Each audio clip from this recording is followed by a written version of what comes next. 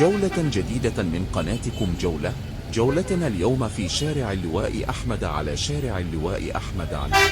هو أحد الشوارع الجانبية في حي سيدي جابر ومتفرعا من شارع أبو قير والمتجه إلى سوق زنانير. حي سيدي جابر هو أحد الأحياء والمناطق الراقية بمدينة الإسكندرية في مصر، يحدها من الشرق منطقة مصطفى كامل، ومن الغرب منطقة كليوباترا، ومن الشمال البحر المتوسط، ومن الجنوب منطقة سموح.